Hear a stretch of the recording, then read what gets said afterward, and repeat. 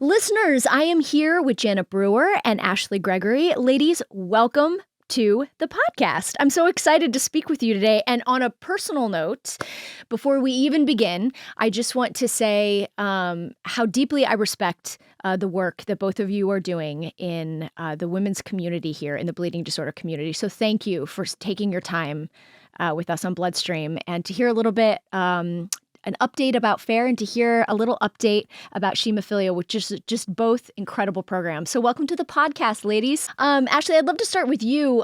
We had you on Bloodstream last year to introduce FAIR to our audience and to our listeners. Give us a quick reminder about what FAIR is all about. And here kind of at the start of 2024, what are you all focused on? Yes, thank you so much for having us, Amy. We're thrilled to be here because FAIR is a national grassroots coalition that's dedicated to the diagnosis, care, and treatment for women, girls, and those assigned female at birth with bleeding disorders. As we know, many women are getting care, and we're so grateful for that. However, there are many that are being left behind, and with people like Janet and her organization, FAIR is working to eliminate that gap.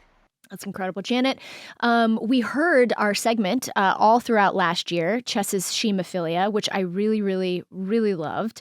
But remind listeners, what is Chess? What is the organization, and how is Chess working with Ashley and with FAIR? Thank you, Amy. We were really excited to partner with all of you for our Hemophilia initiative. It accomplished what we are hoping that it will do, is to continue to bring awareness to the fact that women can and do have bleeding disorders. And as Ashley mentioned, we definitely, we've moved the needle, but we still have a long way to go until all women have the opportunity to be able to be diagnosed, have access to care and treatment. So the Hemophilia Initiative continues. You can find information on our website there at chess.foundation/Hemophilia.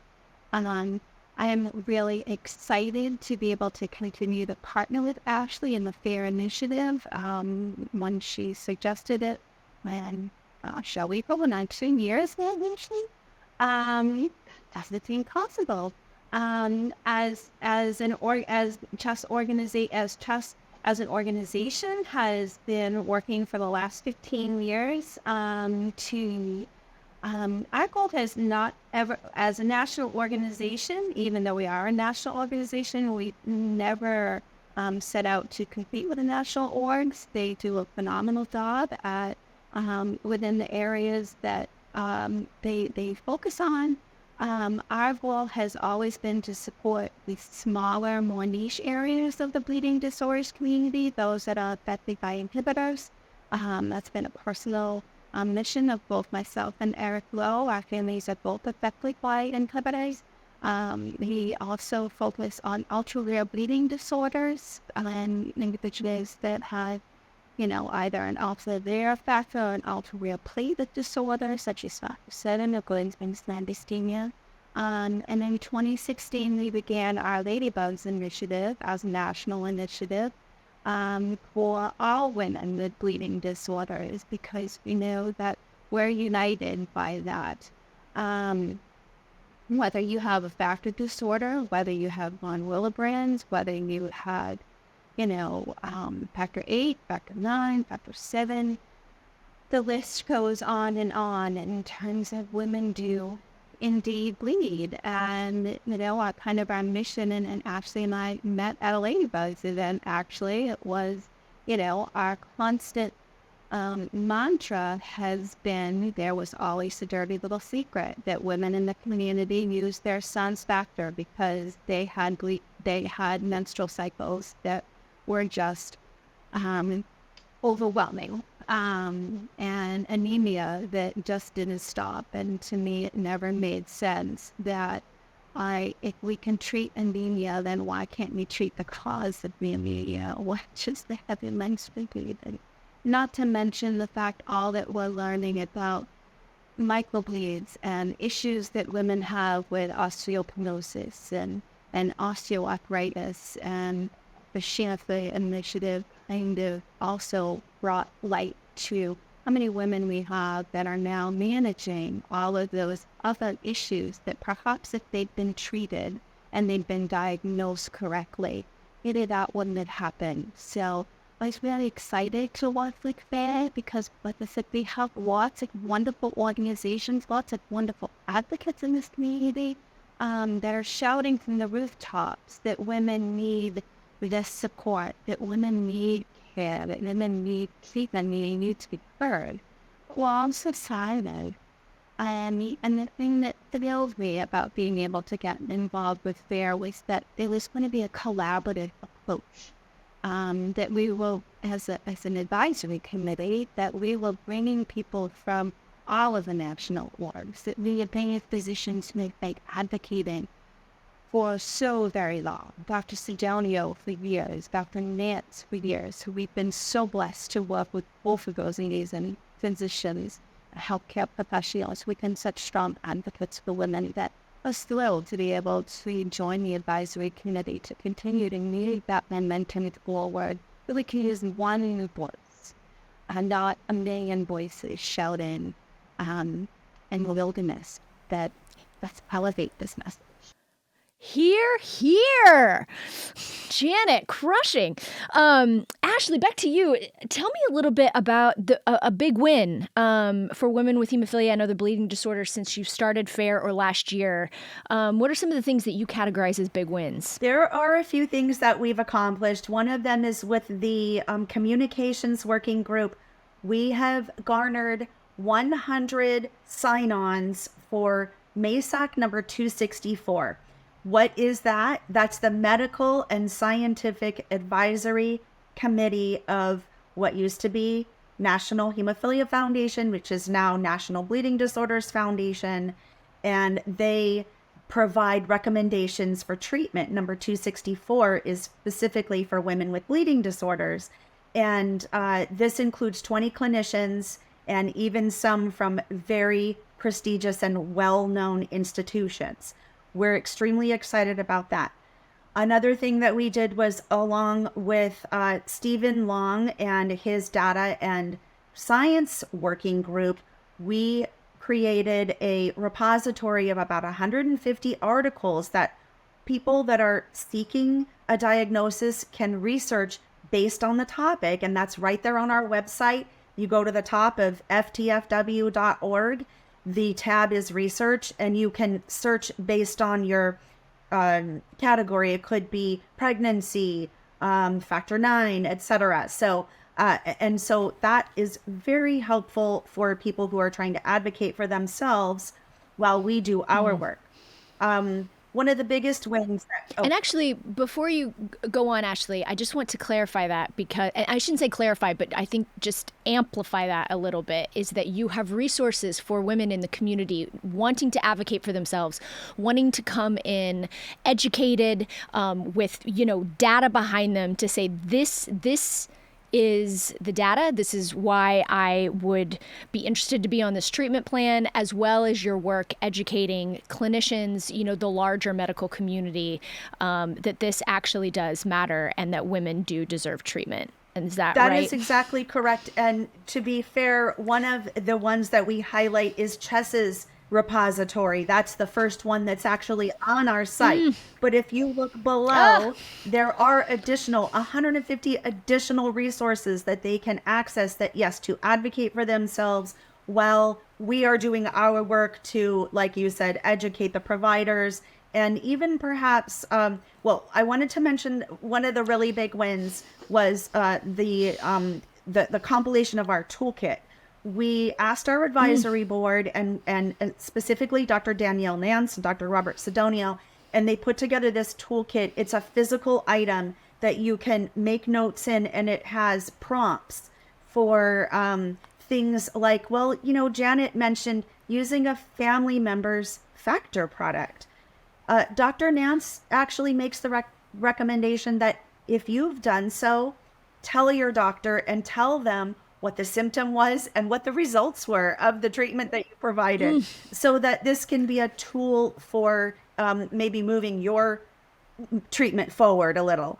And this toolkit is in English and Spanish. So I have been sending these out in record numbers. People are requesting them. They're calling me and requesting them to be sent out. It's a PDF on our website. You just go to take action at the top and you can click on that. There are so many things. And if you want to look forward to next year, we can talk about that as well. Or this year. It's now next year. Sorry. Officially 2024, much to our chagrin. Yeah. That's fantastic. All of these resources are going to be in the program notes, everybody, so you can hop over there to make sure you get these websites and links directly to those resources.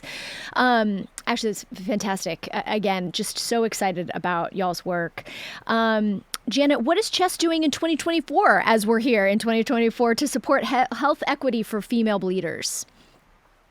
Well, actually, we're really excited because we were just notified in November and can make it official at this stage of the game that Chess Foundation was awarded one of the 2 Sanofi Health Equity Awards that were given out to bleeding disorders organizations. So we're excited to also be in the company of Julie Frederickson-Jens from the Texas chapter.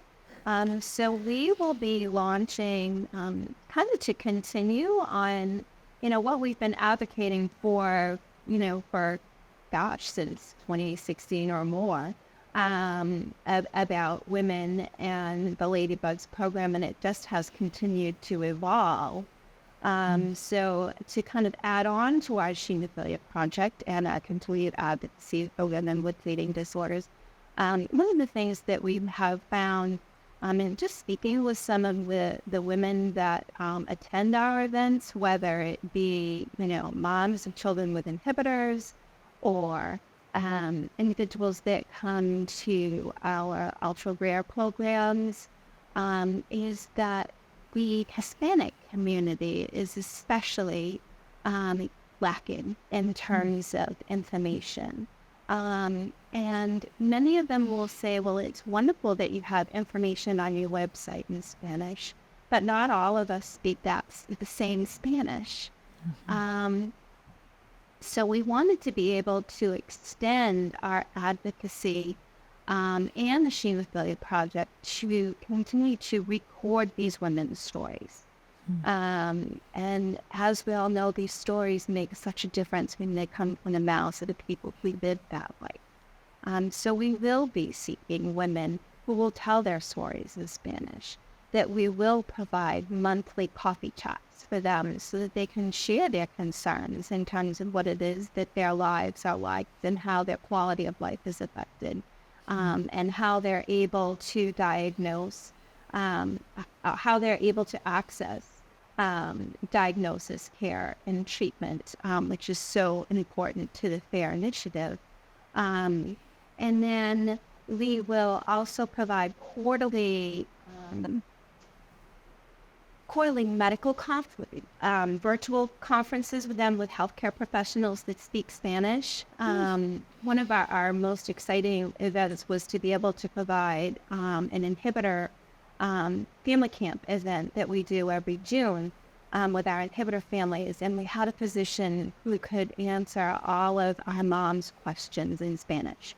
And I still can tear up thinking about those moms being able to finally have that question answered. And as an inhibitor mom myself, your questions are very unique when your child has an inhibitor because it's such a different experience. So for us to be able to continue that project under the direction of Paul Wheaton, who was our producer for the Sheen Affiliate Project, we're really excited to be able to record their stories, to work with organizations that, currently have large populations of women that are Hispanic, that would like to tell those stories, and to continue to move our message forward, that FAIR continues to move that message forward, that we can change the paradigm. It's slowly shifting. It is. It's shifting. It's slower than we all want it to be, but I just think that, what we've all seen from those of us that have been working at this at a grassroots level is that change can come when the bottom starts talking to the top. And with the FAIR initiative putting in place, and we also have your petition as well, Ashley, on our CHESS website as part of our Hemophilia initiative, is we want organizations, we want people to sign that MESA 260, let me make certain I get the number right, 264, because why do we have, if we have these recommendations, then the goal is to follow them. At one point I was a patient member on MESA years ago when my children were little, and it was important to me as a parent to be able to hear, to have my voice heard. Nobody knows better than a patient what we live with. No one. Our physicians are wonderful, but they don't go home and they're not infusing factor and they're not looking for bleeds and they're not trying to get children on the bus at 5 o'clock in the morning and get breakfast into everyone while you're managing soccer and baseball and whatever other activities that you're managing. So the more we can raise our voices, the more Hispanic women can raise their voices, the more we can all be heard to solidify this message that women need diagnosis and treatment so that they're not managing long-term health care effects as they age, and where they still don't have access to any type of relief. That's fantastic. Look forward to following you this year, Janet, with the CHESS organization. Hopefully we can get you back to get a follow-up. To close, again, Janet, Ashley, thank you so much for taking time with us, giving us an update. Ashley, I'd love to ask you, you mentioned the resources, which is fantastic for women who want to advocate for themselves.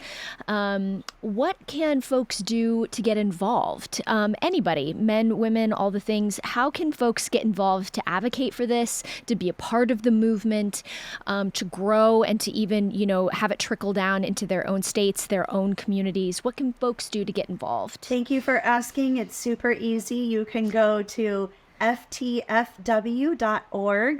and go to take action. And there's several options. You can join one of our working groups, and there's several of those. You can ask to just join and support Fair Time and be updated, so you'll get emails and such.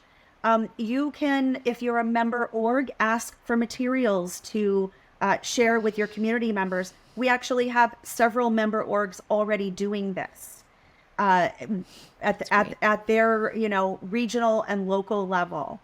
And then if you have some ideas on things that we're not doing, we'd love to hear those too. So you are important. Your voice is important. As a matter of fact, your voice is needed, and we'd love to hear what you have to say. So come join us, be a part of Fair Time for Women, which includes all genders. And thank you, Amy, so much for this opportunity. Absolutely. Ashley, thank you. Janet, thank you. Thank you for being with us, and respect your work deeply, and we hope to amplify it to the world. Thank you so much for joining us.